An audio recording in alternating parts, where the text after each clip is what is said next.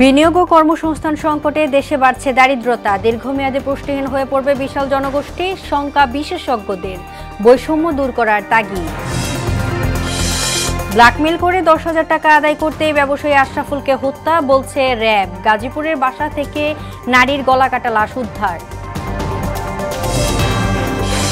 গণভোটের প্রশ্নে দ্বিমত থাকলে ন্যায় বঞ্চিত হবে মানুষ, মন্তব্য রিজভীর। ফ্যাসিস্ট আমলের মতো নির্বাচন আর কেউ মানবে না, বললেন গোলাম পরোয়ার। এবং ময়মনসিংহের শহর ছাড়িয়ে গ্রামেও বাড়ছে ডেঙ্গুর বিস্তার। 2.5 মাসে 15 জনের মৃত্যু, রোগী ভর্তি 2।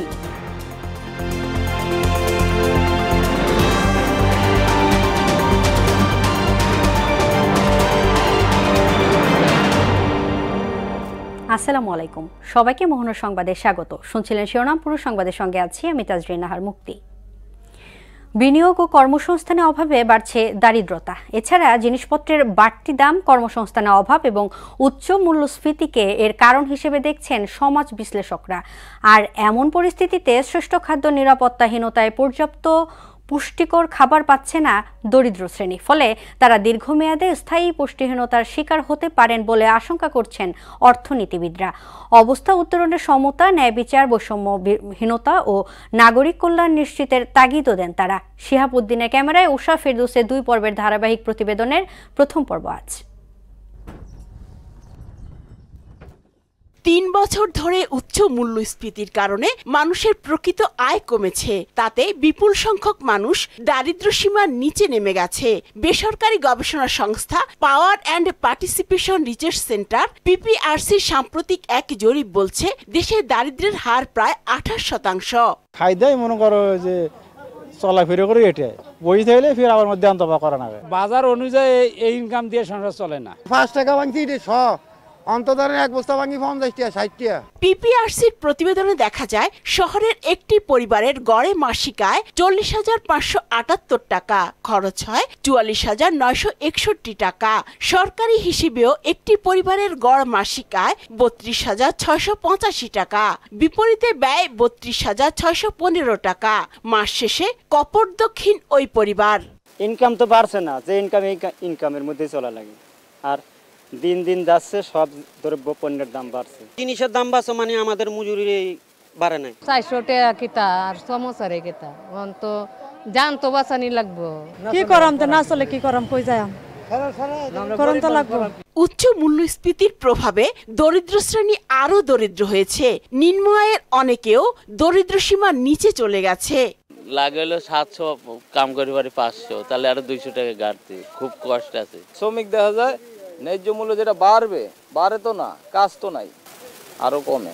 অর্থনীতিবিদরা বলছেন, মূল্যস্ফীতির অনুপাতে মজুরি না বাড়া এবং সরকারি বেসরকারি বিনিয়োগে স্থবিরতাই এর মূল কারণ। বাংলাদেশের দরিদ্র মানুষের সংখ্যা বাড়ছে, সেটা করোনার কনটেক্সটে, ইভেন বর্তমানে মূল্যস্ফীতিকে যদি তার সাথে যুক্ত করেন, মূল্যস্ফীতির কারণে বাংলাদেশের মজুরির বাড়ার পরিমাণটা হচ্ছে 6% কাছাকাছি। তার মানে 3%, এই যে 3% পয়েন্ট বেশি। কি বেশি? মূল্যস্ফীতি বেশি। অতএব সেই মূল্যস্ফীতি আপনার আয় যতটুকু করেন সেটাকেও কি করছে? খেয়ে ফেলছে। অতএব সেই দেশে তখন দরিদ্রতা, পভার্টি রিডাকশন কমানোটা অনেক কষ্টসাধ্য। অন্তর্ভুক্তিমূলক প্রবৃদ্ধি, বৈষম্যহীন বন্টন ও অর্থনৈতিক কর্মকাণ্ড বাড়িয়ে দারিদ্র্য কমিয়ে আনার তাগিদও দেন এই অর্থনীতিবিদ। কর্মসংস্থান সংকুচিত হওয়ার কারণেও মানুষ কিন্তু কাজ পায় না, তখন দরিদ্রের সংখ্যা বাড়ে। উষা ফেরদৌস, মোহনা সংবাদ, ঢাকা। রংপুরে ব্যবসায়ী আশরাফুল হকের নৃশংস হত্যাকাণ্ডের পেছনে 10 লাখ টাকার ব্ল্যাকমেইল পরিকল্পনা ছিল বলে প্রাথমিকভাবে জানিয়েছে র্যাপিড অ্যাকশন ব্যাটালিয়ন র‍্যাব। এই মামলার প্রধান আসামি জারেজুল ইসলামের প্রেমিকা শামীমা আক্তার কোহিনুরের স্বীকারোক্তির বরাত দিয়ে এই তথ্য জানিয়েছে র‍্যাব 3। এর আগে কুমিল্লার লাকসাম উপজেলার বড় বিজরা এলাকায় নিজ বাড়ি থেকে শামীমাকে গ্রেফতার করা হয়। তিনি এই হত্যাকাণ্ডের পরিকল্পনা, ব্ল্যাকমেইলিং এবং লাশ গুমের পুরো সহযোগিতায় জড়িত ছিলেন। সকালে কারণ বাজার র‍্যাব মিডিয়া সেন্টারে আয়োজিত সংবাদ সম্মেলনে এসব তথ্য জানায় র‍্যাব 3-এর অধিনায়ক লেফটেন্যান্ট কর্নেল ফাইজুল আরিফিন। শামীমের দেওয়া তথ্য মতে 12 নভেম্বর 2025 তারিখ দুপুরে আশরাফুল যখন পুরোপুরি অচেতন হয়ে পড়ে, তখন জরেজ আশরাফুলের হাত দড়ি দিয়ে বেঁধে ফেলে এবং মুখ কস্টেপ দিয়ে আটকিয়ে দেয়। মূলত ব্ল্যাকমেইলিং করাটাই এবং টাকা উপার্জন করাটাই এই ঘটনার মূল উদ্দেশ্য ছিল। তবে জরেশ কর্তৃক নৃশংসভাবে হত্যাকাণ্ডের পিছনে কোনো পূর্ব শত্রুতা আছে কিনা কিংবা পরকীয়ার কোনো বিষয় রয়েছে কিনা তা মূল আসামি জরেজকে জিজ্ঞাসাবাদে বেরিয়ে আসবে বলে আমরা মনে করছি। গাজীপুরে কোনাবাড়ি নোয়াবালি মার্কেট এলাকার একটি বাসা থেকে গলাকাটা অবস্থায় এক নারীর মরদেহ উদ্ধার করেছে পুলিশ। স্ত্রীর ছিন্ন বিচ্ছিন্ন মরদেহের পাশেই পড়েছিল আহত স্বামী। তাকে উদ্ধার করে দ্রুতই হাসপাতালে পাঠানো হয়। শুক্রবার মধ্যরাতে এই ঘটনা ঘটে। সকালে ওই দম্পতির 16 বছর বয়সী মেয়েকে হেফাজতে নিয়েছে পুলিশ। নিহত রহিমা বেগম সিরাজগঞ্জের শাহজাদপুর উপজেলার বিনোয়াটি গ্রামের শাহজাহান সরকারের মেয়ে। তার স্বামী ইমরান হোসেন ময়মনসিংহের হালুয়াঘাট উপজেলার আমতৈল গ্রামের সুরজ আলীর ছেলে।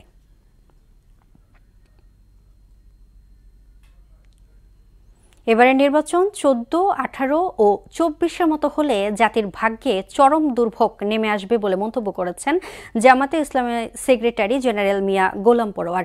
এ সময় প্রশাসনের কাছে আহ্বান জানিয়ে তিনি বলেন, আগামী নির্বাচন স্বচ্ছ করতে সবাই নিরপেক্ষ থাকুন, যাতে প্রত্যেক প্রার্থীর সমান সুযোগ পেয়ে নির্বাচনী কাজ করতে ইতোমধ্যে নতুন প্রজন্ম ঢাকা, জাহাঙ্গীরনগর, চট্টগ্রাম এবং রাজশাহী বিশ্ববিদ্যালয়ে পরিবর্তন এনেছে। তারা 54 বছরের শাসনের দেশকে বদলে দিয়েছে, যার ধারাবাহিকতায় জাতি আগামী নির্বাচনেও দেশে একটি পরিবর্তন আনবে। এবারের নির্বাচন যদি 14, 18, 24-এর মতো নির্বাচন হয়, জাতির ভাগ্যে দুর্ভোগ নেমে আসবে।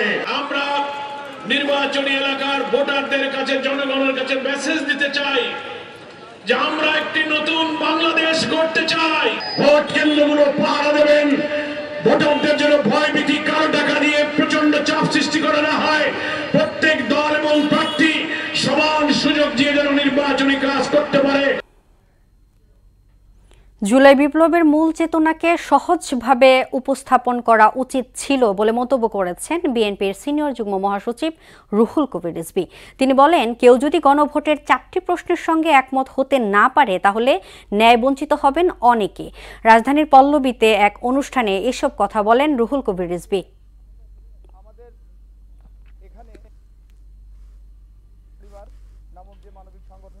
মানুষ পাশাপাশি জুলাই আন্দোলন এবং 15 বছর যারা ফ্যাসিবাদের আক্রমণে নেতাকর্মী এবং গণতান্ত্রিক কর্মী যারা আহত হয়েছেন, যারা পা হারিয়েছেন, যারা চোখ হারিয়েছেন, তাদের পাশে দাঁড়ানোর চেষ্টা করছি এবং ভারপ্রাপ্ত চেয়ারম্যানের শুভেচ্ছা, সান্ত্বনা এবং তার সহযোগিতা নিয়ে আমরা তাদের কাছে যাচ্ছি।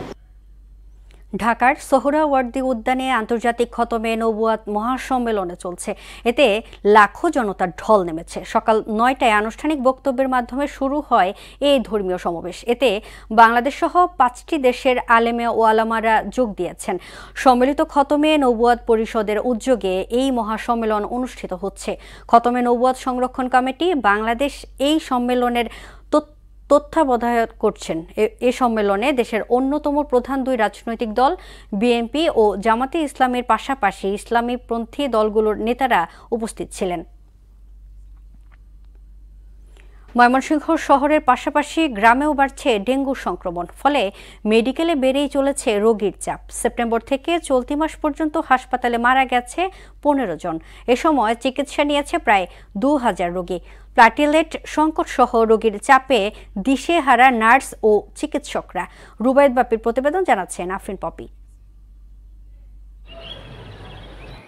প্রতিদিনই নতুন ডেঙ্গু আক্রান্ত রোগী ভর্তি হচ্ছেন ময়মনসিংহ মেডিকেল কলেজ হাসপাতালে। সিট না পেয়ে বারান্দা মেঝেতে গাদাগাদি করে চিকিৎসা নিচ্ছেন রোগীরা। অতিরিক্ত রোগীর চাপে হিমশিম অবস্থা নার্স ও চিকিৎসকদের। 13 নভেম্বর সকাল পর্যন্ত ডেঙ্গু রোগী ভর্তি হয়েছেন 597 জন আর মারা গেছেন 3 জন। এবছর নভেম্বরের 13 তারিখ পর্যন্ত হাসপাতালে ভর্তি হয়েছেন 2075 জন আর এবছর এখন পর্যন্ত মারা গেছেন চিকিৎসাধীন 15 ডেঙ্গু রোগী। শরীরে হালকা ব্যথা ছিল, জ্বর ছিল, পাতলা পায়খানা সহ মাথা ব্যথা সহ অনেক শরীর দুর্বল হয়ে গেছিল আর কি। জামালপুর থেকেও রাত 3টার দিকে আমাদেরকে আবার ময়মনসিংহ মেডিকেলে রেফার করে। এখন মোটামুটি আমাদের রুগী কিছুটা সুস্থর পথে আছে। শরীর ব্যথা, মাথা ঘোরা ও ঝিমঝিম করা ছাড়াও অনেক উপসর্গ দেখা দিচ্ছে রোগীদের। সুস্থ হওয়ার পরও আবারও আক্রান্ত হচ্ছেন অনেকে। চিকিৎসার সঙ্গে ডেঙ্গু প্রতিরোধের দাবি জানান রোগীরা। ডেঙ্গু যেখানে আক্রান্ত হয় সেখানে প্রতিরোধমূলক ওষুধ দেওয়া দরকার। এটা হলেই ডেঙ্গু প্রতিরোধ করা সম্ভব। খারাইতে পারতাম না, মাথা ঘুরে পড়ে যেতাম। পরে হাসপাতাল গিয়ে রক্ত পরীক্ষা করলাম, পরে ডেঙ্গু ধরা হলো। অসচেতন ও ধরন পাল্টানোই ডেঙ্গুতে আক্রান্তের সংখ্যা বাড়ছে। ভয় না পেয়ে সতর্ক হওয়ার পরামর্শ দেন চিকিৎসকরা। এখন পুরা ওয়ার্ড ভর্তি রোগী, তার মানে হচ্ছে কি ডেঙ্গুর উপদ্রব আস্তে আস্তে বাড়তেছে। সচেতনতার অনেক অভাব আছে, এই কারণে আমার মনে হচ্ছে যে ডেঙ্গুর যে উপদ্রবটা আস্তে আস্তে বাড়তেছে। এটার জন্য আমাদের যেগুলো করতে হতে পারে, যে কোনো জায়গায় পানি দেখলে আমাদের পানি কোনো জমতে দেওয়া যাবে না, অথবা হচ্ছে মশারি ইউজ করতে হবে। এসবই আর কি আমার মনে হয় যে মানে ডেঙ্গুটাকে আস্তে আস্তে কমাই নিয়ে আসতে পারে। ডেঙ্গু প্রতিরোধে কার্যকরী ব্যবস্থা গ্রহণের দাবি জানান ভুক্তভোগীরা। আফরিন পপি, মোহনা সংবাদ। দর্শক, ডেঙ্গুর সর্বশেষ তথ্য জানাতে ময়মনসিংহ থেকে যুক্ত হচ্ছে সহকর্মী রুবায়েত বাপ্পি। বাপ্পি, ময়মনসিংহে ডেঙ্গুর বর্তমান পরিস্থিতি সম্পর্কে আমাদের বিস্তারিত জানাবেন।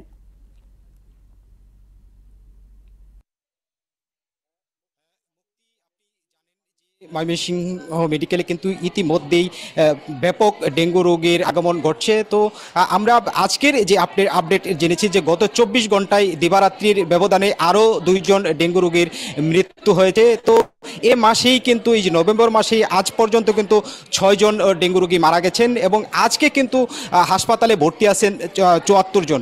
তো হাসপাতাল সূত্র যেটি বলছে যে গত 24 ঘন্টায় কিন্তু 27 জন আরও ডেঙ্গু রোগী কিন্তু মেডিকেলে ভর্তি হয়েছেন। তো আমরা কিন্তু রোগীদের সাথেও কথা বলেছি এবং চিকিৎসকদের সাথেও কথা বলেছি।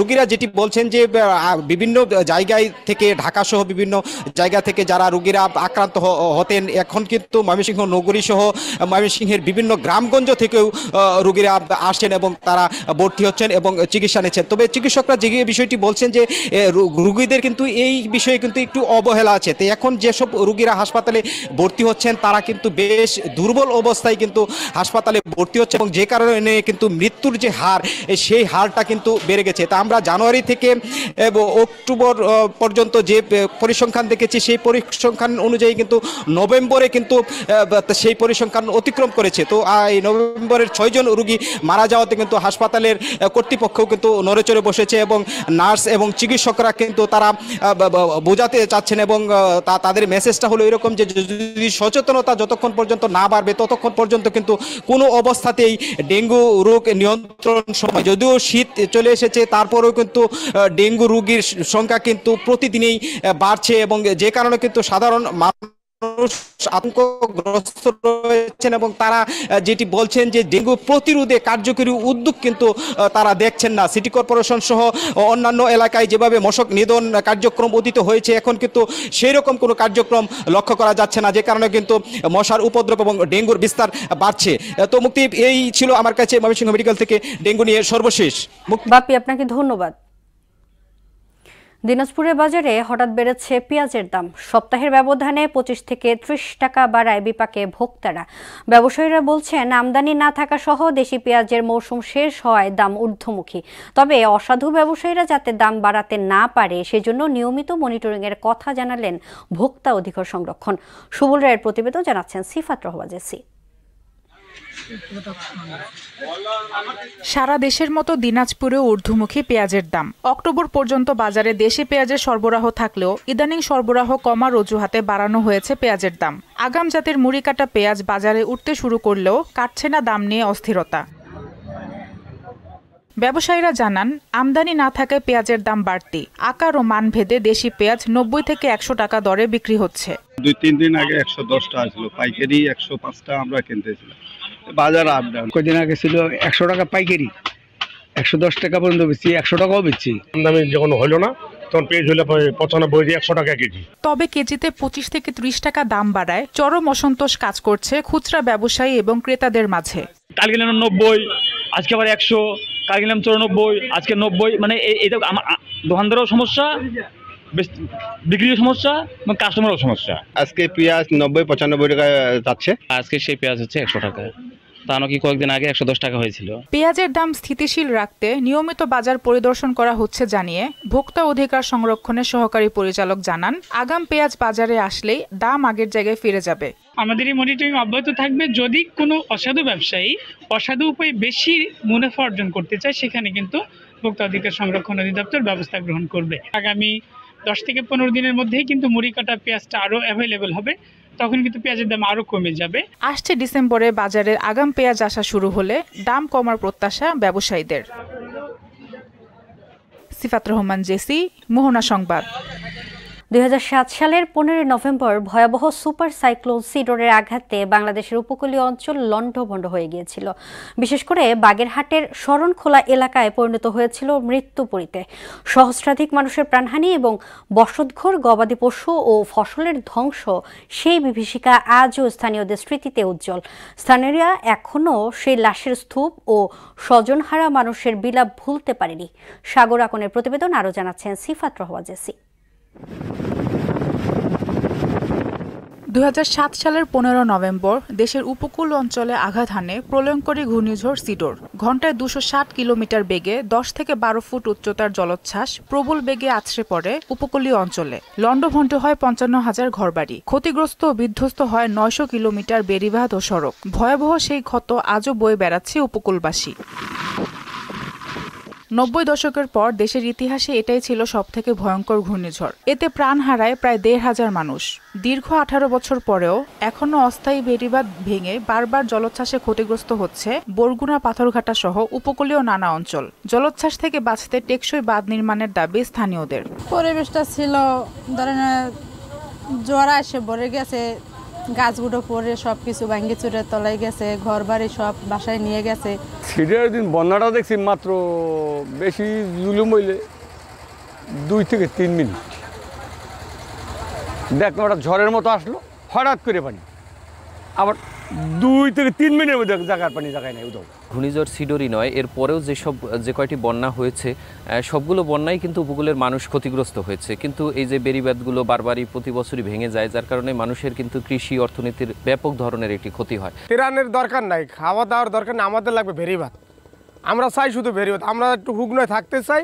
সরকারের আবেদন করতে আছি এবং বলক যেখানে বলক দেওয়ার দরকার, এগুলো বলক দেওয়ার জন্য ওই কালমাকা আমাগো এক এলাকায় এই জন্য সব কালমাকা নদীতে সব ভেঙে চলে যাইতে আছে, এখানে বলকের দরকার।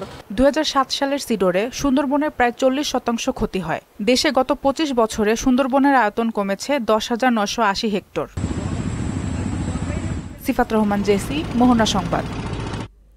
একটি সেতুর অভাবে ভোগান্তিতে দিনাজপুরের ঘোড়াঘাটের কয়েক হাজার মানুষ।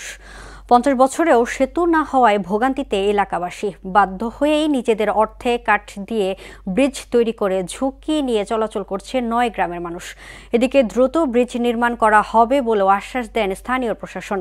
শামসুল ইসলাম শামুর প্রতিবেদন, জানাচ্ছেন মাহমুদ আক্তার। দিনাজপুরের ঘোড়াঘাট উপজেলার সিংড়া ইউনিয়নে দেউলিঘাট এলাকায় একটি ব্রিজের অভাবে ভোগান্তিতে রয়েছে কয়েক হাজার মানুষ।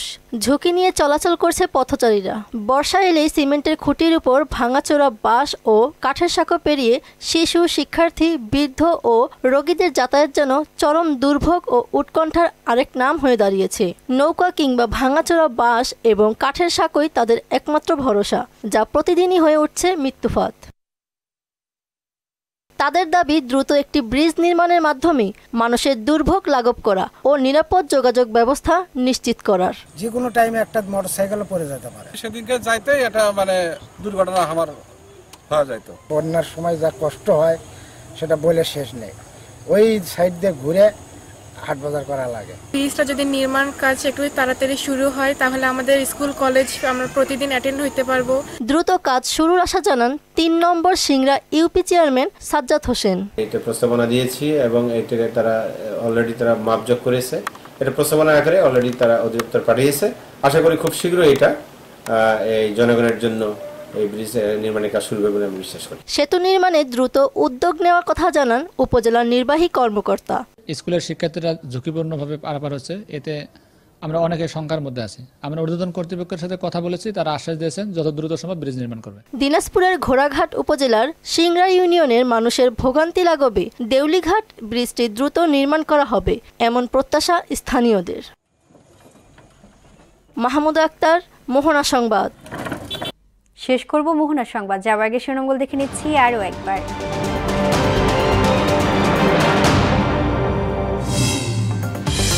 বিনিয়োগ ও কর্মসংস্থান সংকটে দেশে বাড়ছে দারিদ্রতা, দীর্ঘমেয়াদে পুষ্টিহীন হয়ে পড়বে বিশাল জনগোষ্ঠী, শঙ্কা বিশেষজ্ঞদের, বৈষম্য দূর করার তাগিদ। ব্ল্যাকমেল করে 10,000 লাখ টাকা আদায় করতে ব্যবসায়ী আশরাফুল হত্যা, বলছে র্যাব। গাজীপুরে বাসা থেকে নারীর গলা কাটা লাশ উদ্ধার, স্বামী জখম। গণভোটের প্রশ্নে দ্বিমত থাকলে ন্যায়বঞ্চিত হবে মানুষ, বললেন রিজভী। ফ্যাসিস্ট আমলের মতো নির্বাচন এবার মানা হবে না, মন্তব্য গোলাম পরোয়ারের। এবং ময়মনসিংহের শহর ছাড়িয়ে গ্রামেও বাড়ছে ডেঙ্গুর বিস্তার, গেল 2.5 মাসে মেডিকেলে মৃত্যু 15, চিকিৎসা নিয়েছে প্রায় 2000 রোগী। এই ছিল মোহনা সংবাদে। পরবর্তী সংবাদ বিকেল 5:30টায়। এর আগে বিকেল 3টায় দেখবেন সংবাদ এক নজরে। মোহনার সবশেষ খবর জানতে ভিজিট করুন www.mohana.tv। সংবাদ দেখতে পারেন ফেসবুক ও ইউটিউবে। এতক্ষণ সঙ্গে থাকার জন্য ধন্যবাদ।